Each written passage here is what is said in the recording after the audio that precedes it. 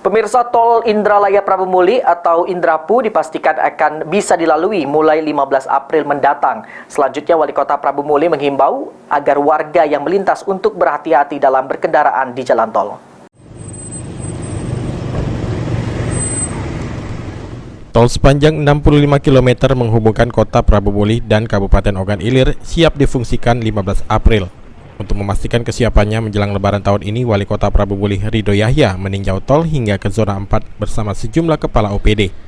Dari pantauan tim liputan PAL TV, masih ada sejumlah titik dalam proses pengaspalan, terutama di zona 4, karena banyak mendapat pertanyaan dari masyarakat tentang cara mengakses tol khususnya dari kota Prabu Muli menuju Palembang. Bagi warga Oku, pengendara bisa melalui Jalan Beringin, Desa Karangan, dan masuk ke pintu tol. Sementara pengendara dari Muara Enim, Lahat, dan Empat Lawang dapat mengakses Jalan Lingkar Timur atau melewati flyover dan ke arah kanan Simpang Bawah Kemang. Terkait kepastian operasional tol 15 April mendatang, orang nomor 1 di Prabu Muli ini menyatakan, tol siap digunakan namun belum bisa maksimal karena baru satu jalur difungsikan. Untuk waktu operasional hanya pagi hari hingga pukul 4 sore, dan pengendara dihimbau untuk berhati-hati terutama di titik pengerjaan pengaspalan. Siap tanggal 15 nanti dilewati, hanya hati-hati.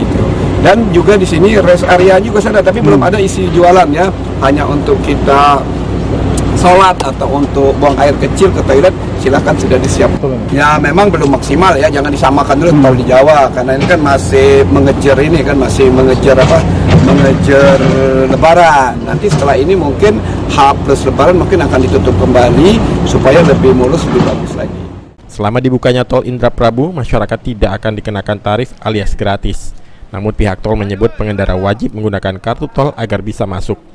Benny Firdaus, PAL TV.